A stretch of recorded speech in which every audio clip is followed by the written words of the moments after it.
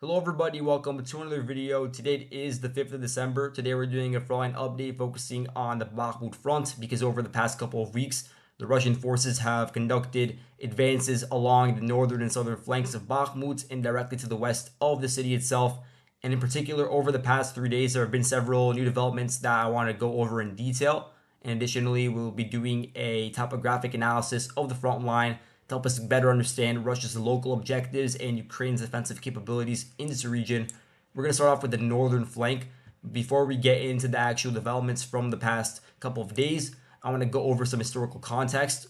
The furthest Russian advance along the northern flank of Bakhmut occurred in mid-May of 2023, and this was generally the line at which the front was located. And this was an attack that was conducted by the Wagner Group. They were able to reach the outskirts of Bohdanivka, and they were able to reach the northern outskirts of the Popivske defensive node, which is a Ukrainian trench system that was built up in the area to the west of Kromove, marked in yellow over here. And it's also located on a height which gives Ukrainians very good defensive positions to prevent further Russian attacks west of Bakhmut. And they've been holding on to this Popivske defensive node ever since. And so eventually the Ukrainians were able to reorganize their forces and conduct a localized counterattack with some of their more elite units from this region, also around May, June of 2023. And these Ukrainian attacks were successful, and they were only exacerbated by the withdrawal of the Wagner forces in June of 2023 and replacement by the regular Russian army, by the VDV, and by DPR and LPR fighters. And so you had a point in which over the next several months past May, the Ukrainians were able to conduct a counterattack and establish positions on the outskirts of the Russian controlled village of Berkivka. So this was generally the front line at this point going into the summer and fall of 2023. And the Ukrainians, you could see that the goal would be to first of all put pressure onto the supply lines leading into Bakhmut and onto Bakhmut's northern flanks. And so that was the front line at that point. So throughout the summer, the Russian unit that was defending in this region around Berkivka was the 98th Guards Airborne Division, and specifically the 331st and 217th Airborne Regiments of that division. They were able to prevent further Ukrainian advances, and they started engaging in back and forth attacks against the Ukrainians. So you did see a lot of changes, localized changes with the Russian forces advancing along different tree lines and along the rail line in an attempt to regain lost positions, and then eventually they would be reversed by the Ukrainians. But at a certain point over the past couple of months, the Russian forces were able to gradually expand their zone of control towards the reservoir again around here.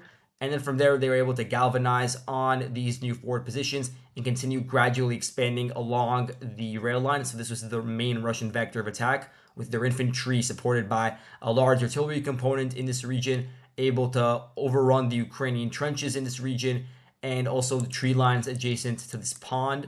And so eventually you had the front line looking more and more like this.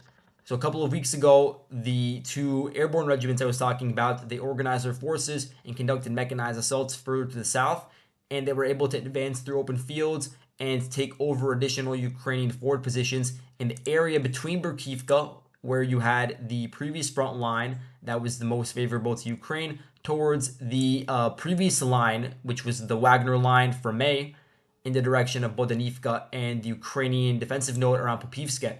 And so that Russian advance amounted to about 1 kilometer, and there was significant amount of Russian artillery supports these operations, and the Ukrainians were forced to withdraw to their new forward positions around Bohdanivka and around this trench system over here, and this trench system over here.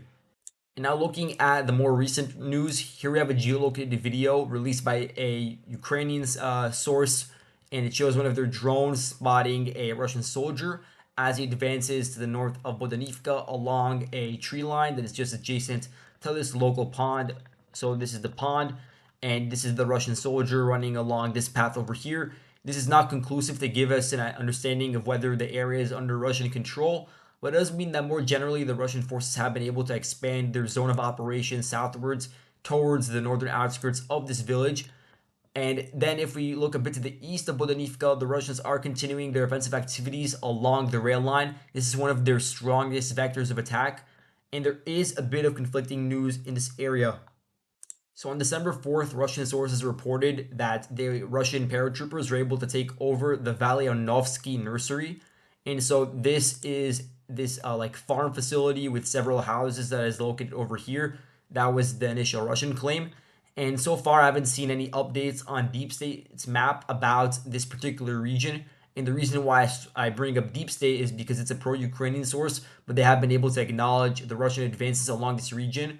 And some of them do not even have geolocations. But in this particular instance, they have not changed the front line, so I don't want to make any sort of definitive statements until we get further evidence as to what's going on in this region. But there was definitely a Russian attack in this direction, as even Ukrainian sources, they mentioned repelling attacks in this direction. So there were fierce battles going on yesterday, perhaps even going into today over here. So here we have the topographic map of Bohdanivka. What you'll see is that the Russian-controlled northern entrance into the village is the only entrance into this village that is located on a valley. So once you go in, you're surrounded basically on all three sides by Ukrainian-controlled heights, and they have forward positions and firing points over here. So I'll just show that on the map with arrows. The Ukrainians have positions in all of these three different axes pointing into Bohdanivka. So Russian advance head on into the northern parts of the village would be extremely costly, and it would be very difficult for Russia to hold on to their zone of control in that region, which is why it makes sense that the Russians at the same time as they're approaching the northern outskirts of Bohdanivka are also advancing to the east of it. And that's what I was talking about with the nursery. The nursery that we were talking about previously is located over here. So it's not actually located on a heights, but it is a forward position that would allow the Russian forces to set up camp and then advance into the Ukrainian controlled heights located to the east of Bohdanivka. And the ones I'm referring to, these heights, are these heights located over here in these two blue rectangles. And so this could potentially be a way for the Russian forces to get control of at least one of Bohdanivka's flanks before actually going into the village itself, or just bypassing it entirely in order to get control of these two heights located on these two blue rectangles, in order to give the Russian forces a better view of the supply lines leading towards the Ukrainian front line and towards the Ukrainian defenses that are located around Popivske. And if you are unaware of that where that's located, it's located around this area over here. I'll mark it actually in blue for you guys.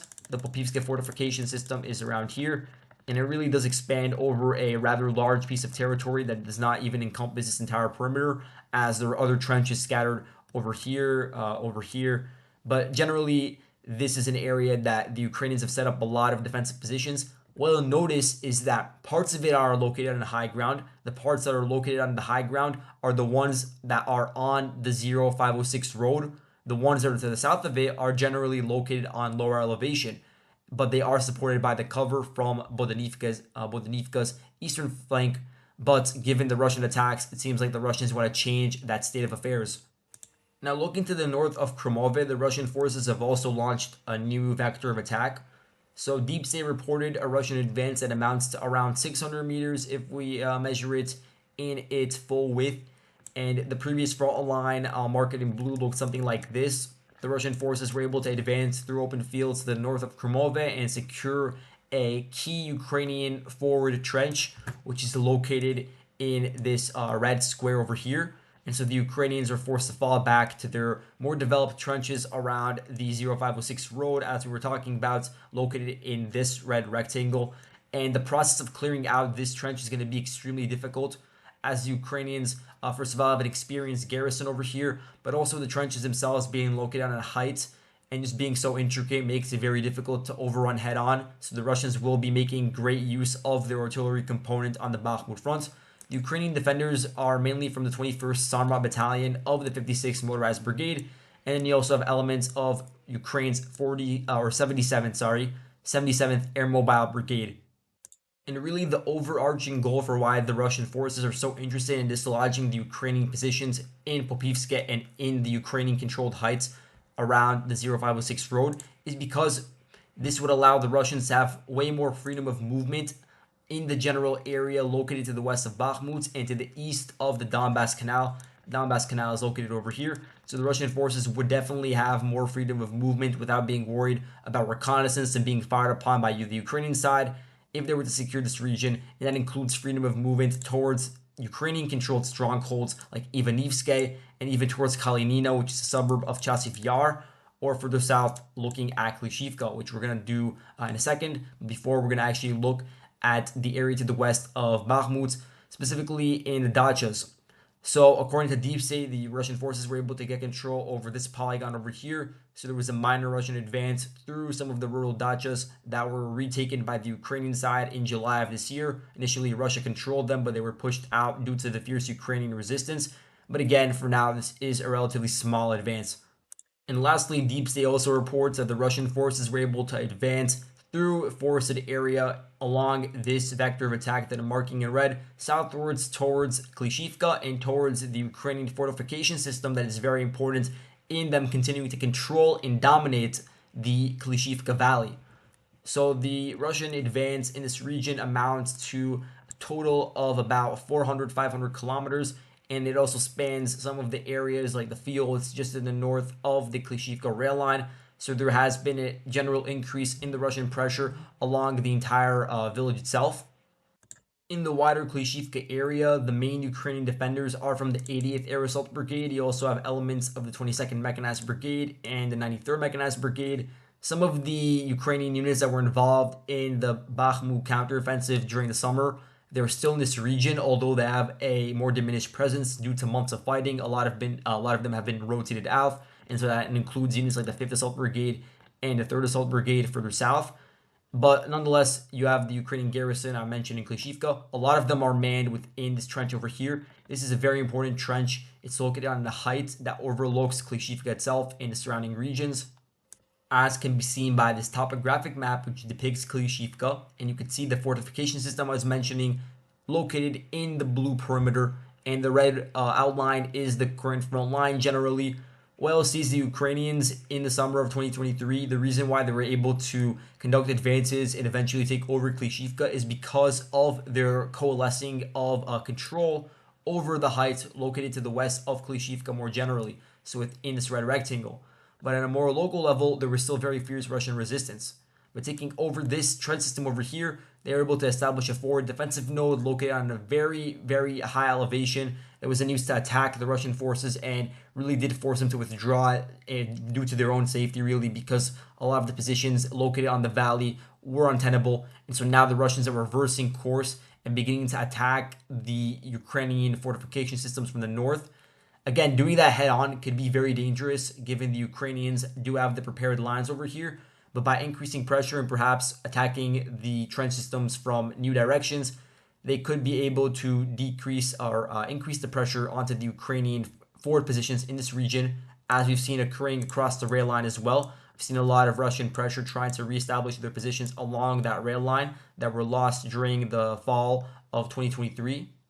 And by virtue of Russia trying to put pressure onto this really important height the Ukrainians are using to really defend their positions on Klishchiivka, they're also trying to undermine the Ukrainian forward positions in Klishchiivka, of course.